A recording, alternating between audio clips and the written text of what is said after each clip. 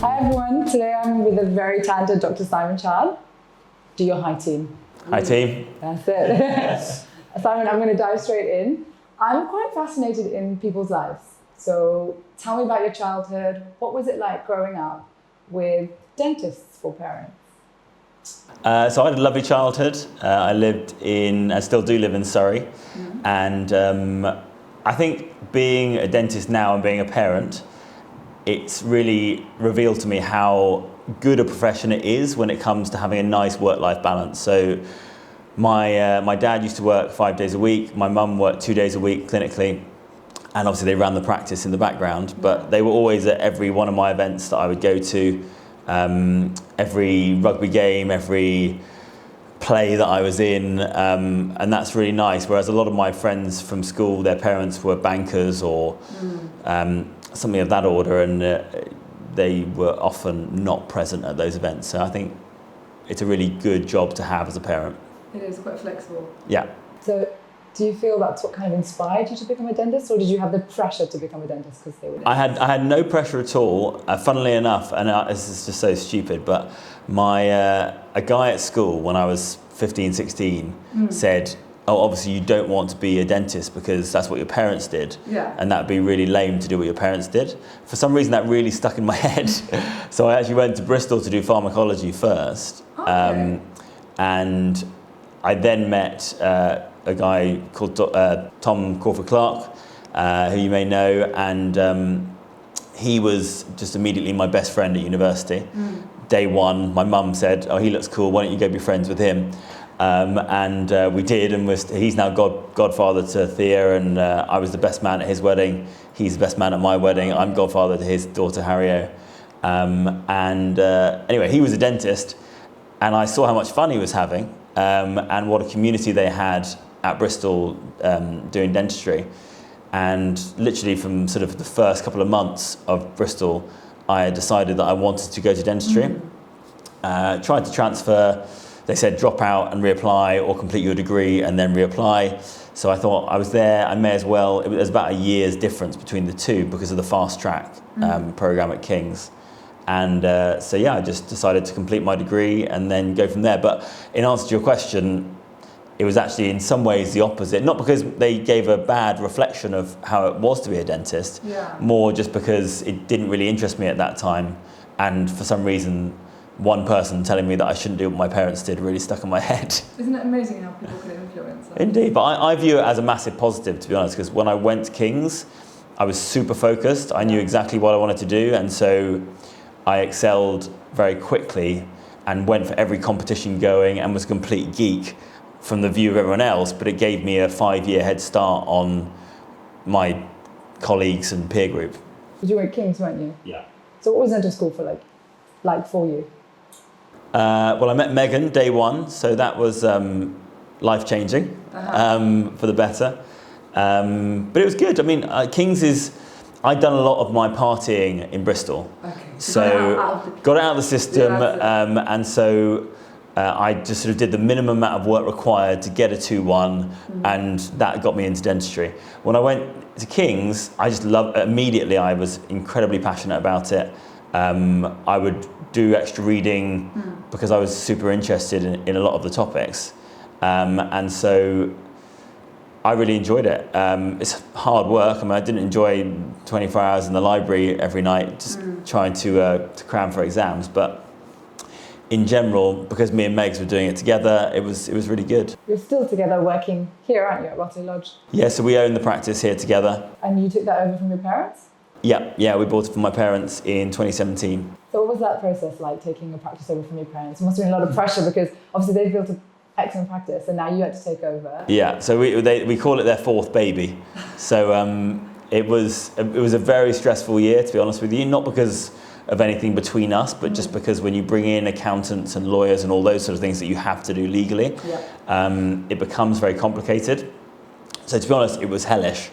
Really, really stressful, but we made it in the end, and we actually were extending the practice at the same time. So this whole space upstairs is sort of a multidisciplinary sort of advanced dentistry centre, whereas downstairs is more sort of family-based dentistry. So we try and cover all the bases. But so we were extending it, buying it, and then Megan fell pregnant at the same time. So we actually finally bought the practice 2 weeks before Thea was born. So it's been how old is Thea? A year? 17 months, yeah. Would you say that since you've taken over, you've put a lot of changes in the practice now? Is this whole top part is your idea, right? This is all brand new, yeah. So I think most importantly, what my parents had built, they built it up from a one surgery practice 6 months before I was born. Okay. They built it up from a one surgery practice to a 5 surgery practice. Very, very successful. Really great reputation in the area. And a lovely ethos. I mean, most of the staff have been here for like 20, 30 years along the ride with them. And so the ethos that they built here is really nice, and that's very, very important to me. So I didn't want to change anything to do with that. All I wanted to do was just input our character and our style on it. And obviously, one of my niches is using technology to improve the patient journey, whether that be speed things up, or improve efficiency, or improve accuracy, or make it more comfortable. And so I've slowly but surely just implemented various technological advancements into what we have here, as well as bringing in dentists with additional training so that we can offer periodontics in-house and endodontics in-house. Megan does facial aesthetics and sedation. Obviously, I do implants and cosmetic dentistry. So those elements were previously, in a lot of those cases, being referred out. So we now are able to be sort of a one-stop shop. You can do everything in-house. So if somebody was buying a practice or newly has bought a practice, what kind of 5 top tips would you have for them to have a successful practice? So they've just bought the practice. Get the team on board because having a team who you can rely on is vitally important. We're very, very lucky here with our girls. I mean, we've got 27 staff now, so it's quite a big operation. That's incredible. And we just couldn't do it on our own. We have to have people we can rely on. Yeah. So create a family atmosphere for your team, and I think that will sort of be expressed out onto the patients naturally. Invest in technology, as I say, is something that I'm very passionate about. Yeah. From a patient journey point of view, I always say if someone's had a CEREC restoration, so they've had the same day crown or veneer or implant or whatever provided, it's very difficult for them to go back to having things done the analog way and having an old gooey impression material taken. And so I kind of view it as a really good practice builder that is also really enjoyable for you as a dentist. Yeah. What else? I mean, obviously, I guess if we're talking business, then social media has been very, very powerful for me. So you use Instagram as your social media, right? Instagram is my primary social media, yes, and that's certainly where I get the majority of my patients from. So was that purely built for marketing, or did you have a... I've always loved photography and videography, and so it's been... As soon as Instagram came out, I actually had one of those old low-mo-fi cameras, which is what Instagram was based on. But the founder was given one of these old Holga cameras, which is very sort of retro film camera, which gives this sort of vignetting around the outside of the, and very, very sort of alternative, for want of a better term. But he basically brought that into an app because of his technological background. And as soon as that came out, I had the app immediately and I loved it, and I was using it just for my casual stuff. And then I can't remember who I saw, I don't know who it was who I first saw using Instagram for showing cases, but that kind of allowed me to merge my two passions of cosmetic dentistry and photography and videography together. And so it just naturally fell into place for me. I was never expecting it to blow up in the way that it has done for my business. I mean, I get literally tens of DMs a day asking for prospective patients asking me for help and advice with their smiles. And it's just really nice. And the same with dentists asking me about the techniques that we use here and how I got to where I am in my career, and networking with international dentists and making friends in America and Brazil and Portugal and literally all over the world. So it's a really positive environment, and actually, surprisingly, there are very few trolls on there. I was going to ask you about that. You talk very positively of social media, but a lot of people get a lot of hate and negativity. Have you experienced that? Absolutely, and I mean, actually, I used to network with other dentists a lot on Facebook and post cases and sort of interact on the various dental forums that there are in the UK and internationally, but mainly the UK ones. And I just found them so negative that I've actually completely cut them. I'm not on any of the dental forums anymore because it just wasn't a nice place to be honest. And that's what I loved about Instagram was that actually, especially in the early days when everyone wasn't on it, we had a really tight network. Most of the people that you're filming for this series, hence why George recommended me for this opportunity. But we had a really nice tight network of dentists who were all very passionate about what they did, number one, but also passionate about supporting each other and practicing. Something I'm very passionate about is practicing an abundance mentality. And I think as dentists, for some reason, we seem to be very territorial and say, this is my turf, these are my patients, as if there aren't enough smiles out there for us to work on. So many people out there. And so it was really nice to meet other people like Rona and Afan and Monique and George, who were all really passionate, but also very comfortable in themselves and willing to help and share and support each other. So yeah, that was kind of the birth of my Instagram account. But as I say, I never expected it to. I mean, I literally get probably 2 to 3 new patients a day come and see me for consultations through Instagram. So that's your biggest marketing tool, you'd say? I don't pay anything for marketing. Oh, incredible. So we have a lot of internal referrals within the practice as well, because obviously there's 7 surgeries. So we have we have a great network locally because I've been practicing here for 7 years now. But the majority of my new patients that come in have already sort of vetted me on Instagram, which is funny. They come in and they say, "Oh my God, it's so funny to finally meet you," and it's like it's just a surreal situation, but it's lovely and it's nice. It's nice to interact with patients and feel like you have a bit more of a connection and you can communicate with them more effectively. And that's what I love about Instagram for communication with patients is that it allows me to be very transparent, obviously while still respecting the privacy of my patients. And if someone says to me, I don't consent to any social media, that's absolutely fine with me. I've had a couple of people say that this week. But for those people who are happy to share their stories online, it's so powerful for other potential patients to give them the confidence actually to have the treatment that's in their best interest. So we had social media as one of your tips. I've gone off on a tangent there. I love tangents, it's great, we find out so much more. Okay, we've got 2 more tips. What other tips would you give for somebody buying a practice? Buy a practice with your partner. It's a bit of a niche one, but certainly for me, running the practice together with Megan just makes it, we are an invincible team.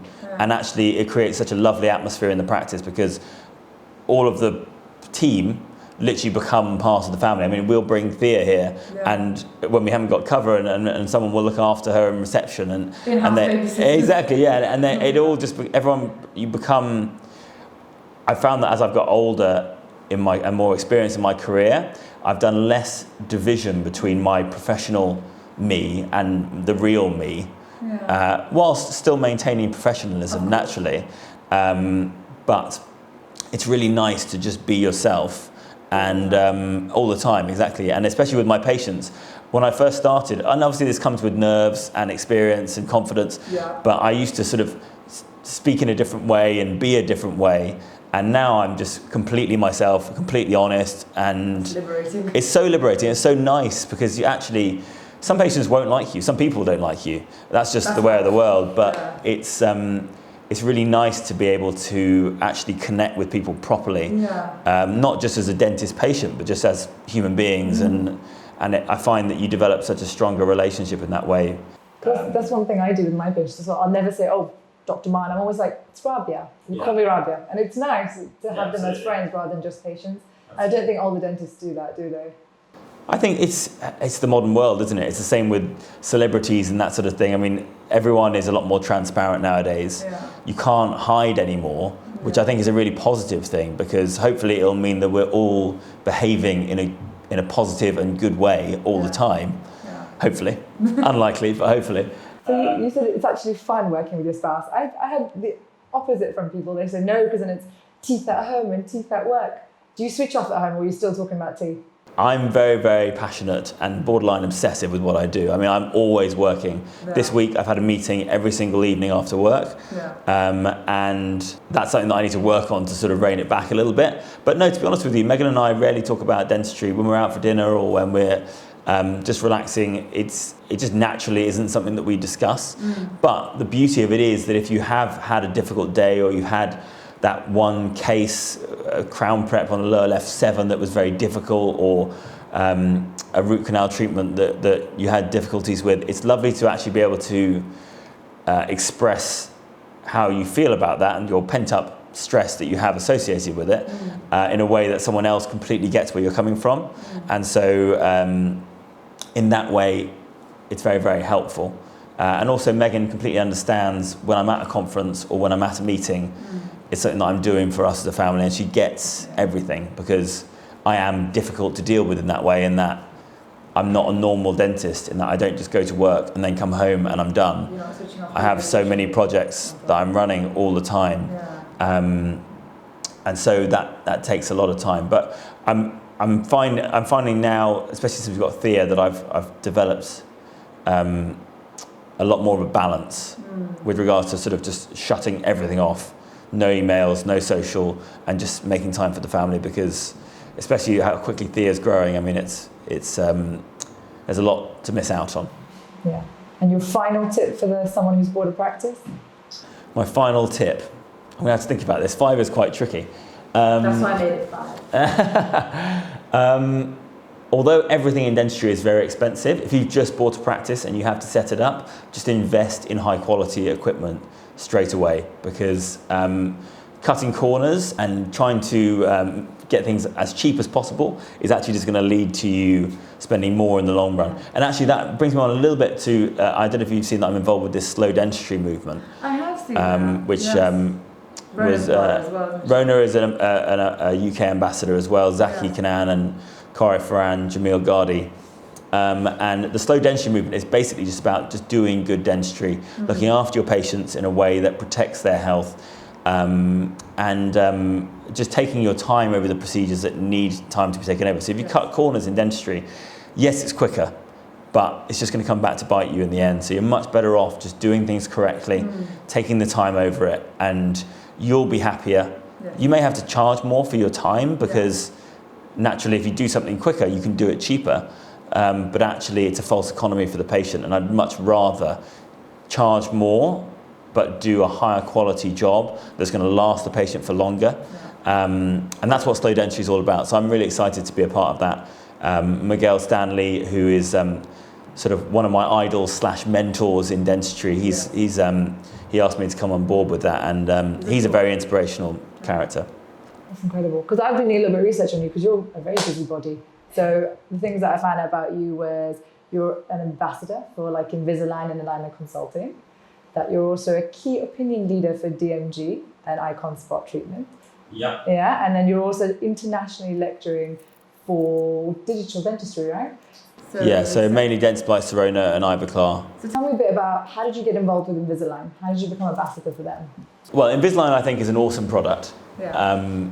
I've used a number of different GDP-focused orthodontic appliances, and I was using actually 3 at one time and sort of picking and choosing between them as I went. But I just found that the results I achieved with Invisalign, the control I achieved, the predictability, and the comfort for the patient is it can't be beaten at the moment from what I've seen. And Invisalign are a really cool brand.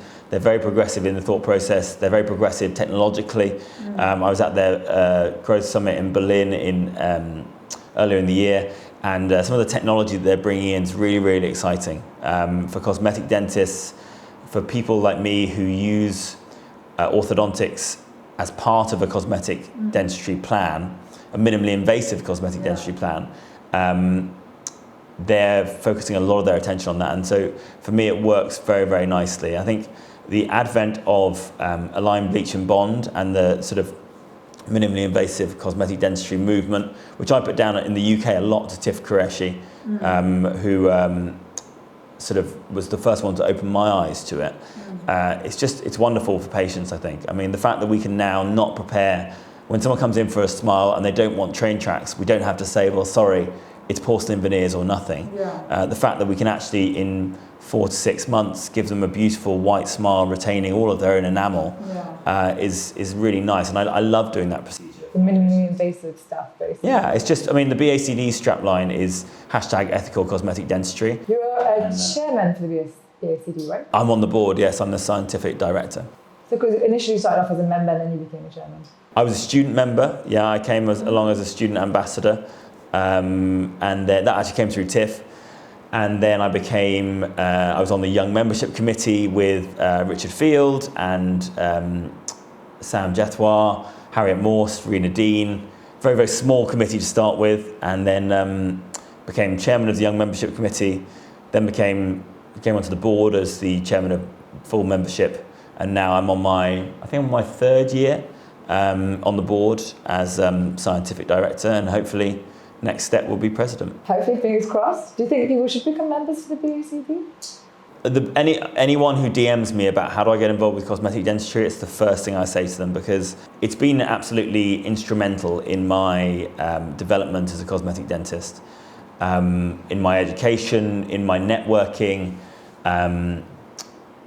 I owe a lot of my career to the BACD. I mean, my first private job that I got, I went straight into 3 jobs when I qualified. 2 of them were private roles, and one of them was obviously here. But those 2 other jobs, I got all through connections with the BACD. Both of those jobs, one of them led me to CEREC because they had a CEREC machine in that practice, and the other one led me into getting into implants because my implant mentor, Harpal Chana, he is the principal there. And those 2 pathways have been, as I say, completely instrumental in my career. So for networking, for getting jobs, for learning from the best dentists in the world, our conferences and our educational calendar, it's an awesome academy, and it's a really nice community. Again, I'm all about positivity in dentistry. There's so many negative people out there, and I just don't interact with those individuals, but I just try and focus in on the people who are passionate about what they do. They want to help each other, and the BACD is just full of those sort of people. That's good. And then tell me a bit about your international lecturing, because that's a big thing. I see it a lot. You talk about digital dentistry a lot, and you've been to Berlin, Ireland, Dubai, right? All these places to lecture. South Africa, Cape Town. Amazing. So did you make this course yourself? Did you set it up yourself? No, these are all people inviting me to come over and lecture in their various countries on mainly how I'm using CEREC dentistry in restorative, implant and ortho. Okay, and how do they reach out to you? How do they find you? Normally through social media. Okay, fantastic. Yeah. And then they just want you to come. Sometimes they'll email me, but it's normally a DM on social media. I have a lot of friends internationally who are high-profile dentists, and so a lot of the time they will ask me to come over to their country and speak on the topic that's very close to my heart. It's great. I mean, it's really fun. It's a nice way to go and explore the world. Traveling is one of my biggest passions, and so it's a nice way for me to travel the world, but also meet other dentists and share my passion for what I do internationally. I wanted to set up a course like yourself. Let's do 3 tips, not 5, for someone setting up a course. Number 1, make sure you know what you're talking about.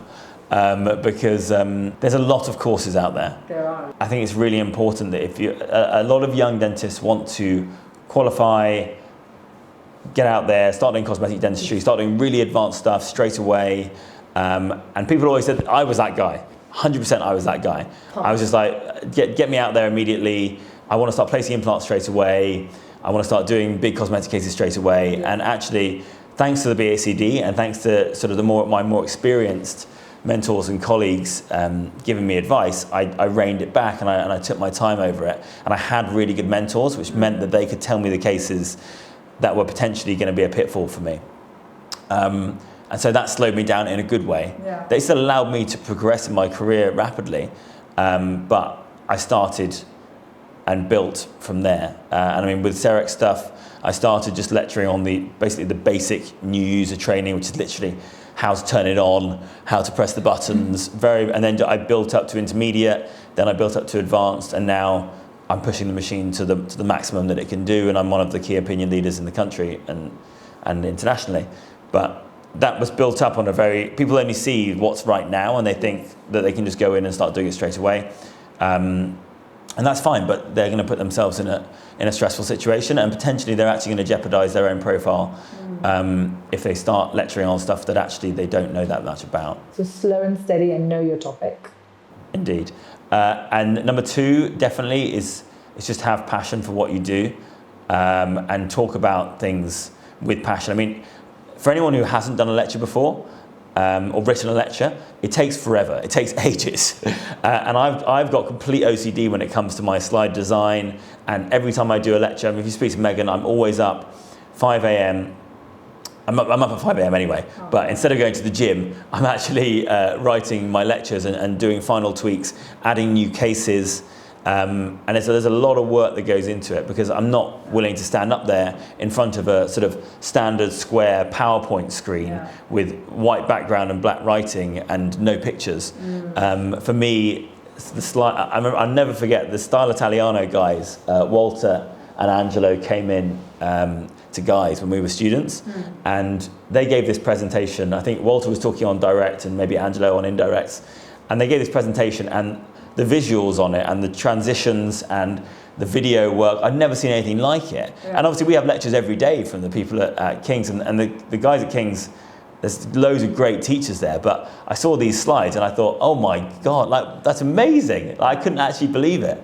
And so I always, in my head, I always think about those slides, and I want to have that same impact when I'm delivering my content, because you can be the best dentist in the world, but if you don't know how to teach or deliver your content, and that probably brings me on to my 3rd point, which is make sure your photography is the bedrock of your dentistry, because there are some amazing dentists out there who do incredible work for their patients, but then they come to lecture on it and the photo is skew with, it's out of focus, it's overexposed. And for me, as I say, photography is my passion, so I can't accept that. And so if you're going to start lecturing, make sure that your photography is on point, because then you can actually demonstrate to people how to do things. Because also, it's annoying if you can't see what they're trying to show you, because dentistry is all about minutiae, micron detail. So the photography needs to capture those details. Otherwise, if I take a photo from back here, it's like when you're watching someone in the surgery and you're shadowing someone. If you're on the other side of the room, you don't know what they're doing. They might be doing the best work in the world, but you can't learn from it. No. So you're a busy man. You are running a successful practice. You're doing lecturing. How do you cope with all that stress? How do you not get burnout? You look fantastic all the time on social media. And there's me working 3 days thinking, how is he not burnt out?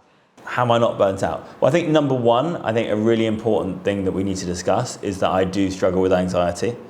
And thanks for sharing that, by the way. As I say, that's fine. I have no qualms about discussing it in public, and I think it's really important that we all do. I mean, I live on social media. That's my environment.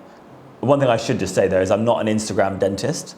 I'm just a dentist who cares very passionately about what they do, and I choose the medium of Instagram to communicate with my patients or dentists who want to learn more from me. It winds me up, and a couple of people have told me that older dentists have said that I'm an Instagram dentist. That's just ridiculous. I don't carry out my dentistry to put it on Instagram. No. I carry out my dentistry in a way that I think is the best for my patients, and then I present that on Instagram because that's where my generation live. And I think that's really important. But anyway, going back to anxiety and burnout, I think I naturally compare myself against the best in the world, literally the top dentists internationally. And that puts a lot of pressure on me in the clinic, and also when I'm presenting my cases, whether it be on social media or at lectures level. And so if a case, my patients always leave here happy. I would never let anyone walk out the surgery not happy with the work. But if I think I could have made something slightly better, then that frustrates me internally and it makes me disappointed in myself, which is what drives me to be better and is probably what gives me the drive to be successful. But that is on a constant tipping point with being anxious about things, worrying about things not going right, things failing, naturally everything in life fails at some point, and so we have to accept that. It's that is something that I struggle with. How do I manage it? I exercise almost every day, and that's been massive for me. So exercising in the morning has been really, really instrumental in managing my mood. And surprisingly gives me more energy waking up at 5 a.m. than waking up sort of at 6:30 and then getting ready. I can't do that. I can't It's funny how you change, it's weird. I've recently started meditating a lot more, which I found to be really, really powerful. I've used Headspace sort of on and off for ages, but never really sort of properly settled into it. And then actually one of my patients said to me that she used to really struggle with anxiety, so much so that she used to get panic attacks, which thankfully I've never been at that level. But she said she started doing transcendental meditation, and that it was just completely revolutionary for her. And so I've been doing that now for about 6 months, trying to do it every day, and it's really, really powerful. It's really interesting. You can see yourself improve as well, because initially it's really hard when you start meditating. Yeah, you think you're doing it wrong. You think, oh, I'm thinking too much, but actually you can't turn off your thoughts. So that's really useful. And then just having a good network of people who are like-minded. Like, I am very, very driven. I always have. Currently, I probably have about 6 projects on the go outside of just seeing my patients and running my clinic. And I think if you were surrounded by people who didn't understand that, it would be very easy to just burn out and just to give up. But because I'm surrounded by other successful, driven people, it drives me to push myself even further and to succeed. So I think surrounding yourself by like-minded, supportive but driven individuals, if that's the sort of person you are, not everyone has to be that way. That's just integrally how I am. I can't turn it off. But yeah, that's been really helpful for me. So going forward, your 5-year plan for yourself, your personal life, professional life, teaching, what would you say your 5-year plan is? My 5-year plan, to have more kids, because that's been a wonderful experience so far. Tiring and hard, but just the most amazing experience I've ever had. I would like to grow more clinics. So I think the model we have here works really well. And I'd love to be able to expand that into different areas in the southeast of England, around London. Lecturing wise, if you'd asked me probably before Thea was born, I would have said max out on international lectures and just be traveling the world and lecturing. But actually, now I've got a child, it pulls me back to the UK so much more, and I don't want to travel as much without them. If I can travel with them, then great, I'll travel all the time, but lecturing wise, I'm quite happy lecturing in the UK. With regards to extra products and sort of projects that I've got on the way, you'll have to wait and see. I can't tell you any more about that at the moment. But we've got some big things coming, some very, very exciting big things.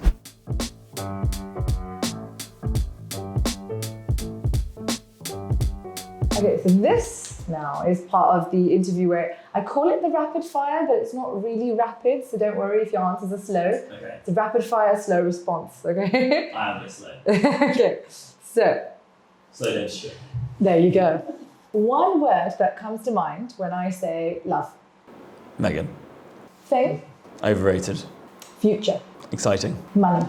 Necessary. An alternative career option for yourself. Not dentistry, not medicine, not pharmacy. I'm torn between photographer or videographer, but I'd probably go photographer. Okay. Fashion. Men's tailoring. Very specific, I like it. Okay, summarize success for me in 3 words. Happy family, good work-life balance, balanced mental state. I like that. That's a lovely answer. Okay, your worst day or experience in dental school? If you want me to be completely honest with you. Super honest. This is an honest show. Megs and I went on a break when we were at uni. I know I'm talking about Megan a lot and it sounds really soppy, but it's the truth. And actually that day, 100% was the worst day of my university career. Thankfully it was only for a month and then we got back together again. But yeah, that was brutal because we were in the same tutor group. We used to see each other every day and it was awful. I feel like I'm going to cry. On a desert island, 3 things that you would take. I won't say Megan. No, obviously her and Thea would be one of them. Okay. 3 things that I would take. I'd need some music. Okay. So I'll bring my Spotify account. Just a camera. I'll bring a camera so I can take some selfies. And maybe some food, I guess. Food comes after selfies, obviously. Oh, yeah, of course. We need to be alive for selfies. Okay. A moment or experience that you think shaped your life or changed your life? To be honest with you, I think Avi Banerjee changed my life, which is a really weird reference. Avi Banerjee is a cons tutor at King's.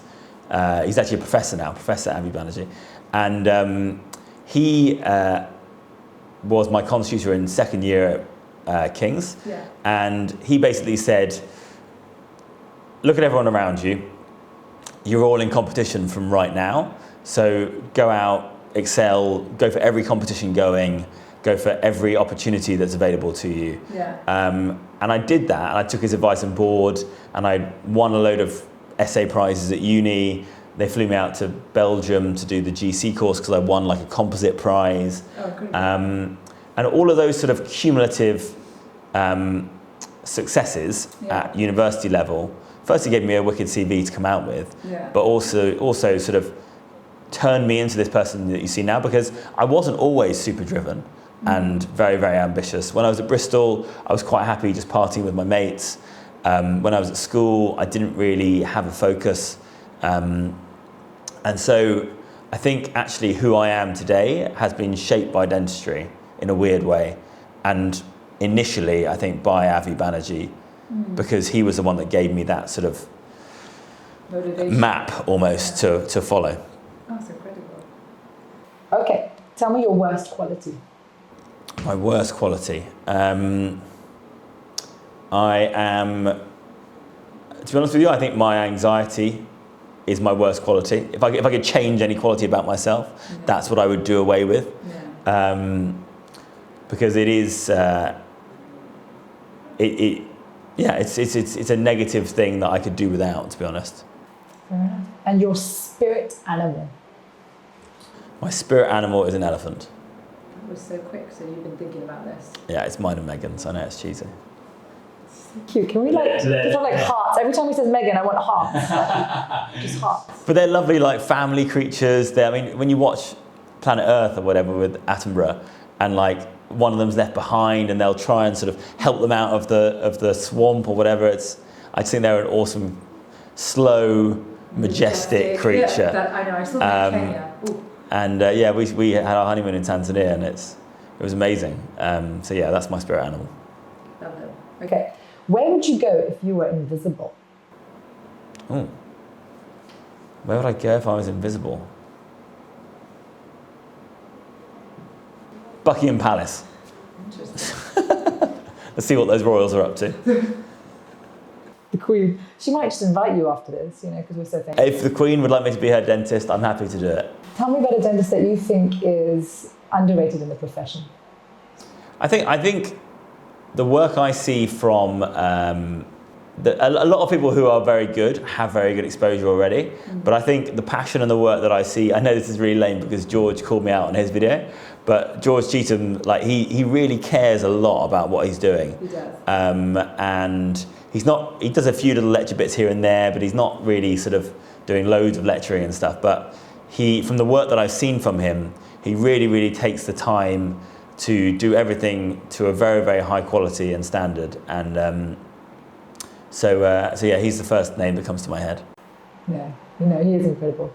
Okay, so tell me about a dentist that then inspires you.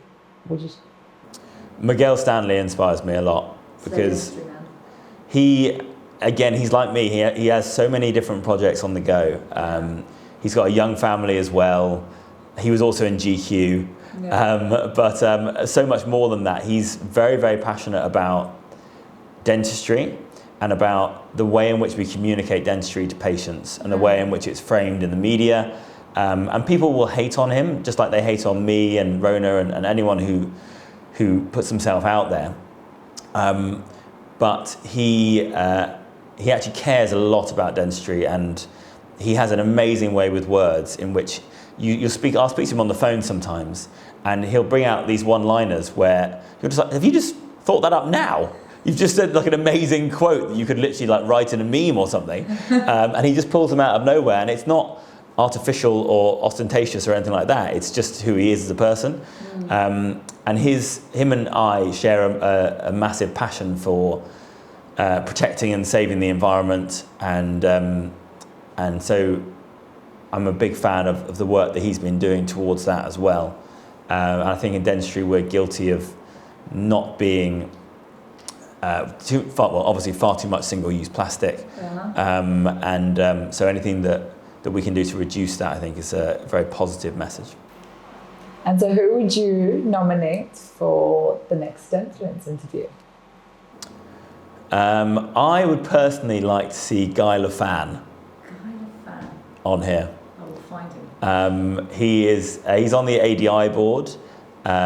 He is a very funny chap. Okay. He again is very, very passionate, and I'd love to see what he came out with on film. me and Guy actually was and still is one of Tom's best friends as well. So we were all at Bristol together. We used to live together at Bristol when I was still doing pharmacology. He was doing dentistry.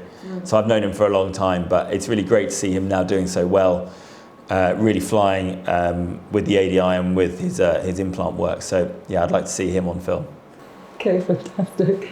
Thank you so much for letting us come out here and interview you. I think it's going to benefit a lot of people. Thanks for having me. So last week I saw you on the toothpaste advert. The toothpaste advert, Oral-B ad. Toothbrush advert with Oral-B on Channel 4. Yeah. And you were checking their plaque levels. How was that? Or plaques, I call it. Oh, plaque, because I've been ripped online for that. So tell me about that. What was that like for you? Must have been. It was fun, yeah, it was good. I mean, I've done a bit of video stuff before, but this is my first sort of big national TV ad. You're famous now. Yeah, something like that. But it was really cool. I mean, they've got such a big team there. They've literally got 30 people, people outside watching on monitors upstairs. Obviously, the guys that I was working with are all complete professionals. They're actors and presenters and stuff. Gemma Kearney and the guys from First Dates. Yes. And it was it was really fun, and I'm really chuffed with how it came out. I think one of the really important things for me was that it's actually spreading a very important message. When Oral-B first asked me to do it, they informed me about the fact that only 1 in 5 people under 30 are using electric brushes, which is mental. I can't believe the levels are that low, because all of us use electric brushes because we know how much more effective they are. So it was really cool to be able to do something that was really fun, that got me on TV, but actually more importantly it spread a really important message, which is if you use electric brushes you're going to have less issues, which is definitely the truth. So Oral-B approached you? Yeah, they gave me a call. They again had seen my Instagram. social media profile. I was already one of their ambassadors. I'd done some lectures with them before and done some professional stuff. So we did a video for dentists to release their new toothbrushes, and they invite me out to Barcelona every other year for their launch of the toothbrush. But yeah, it was cool. We can use this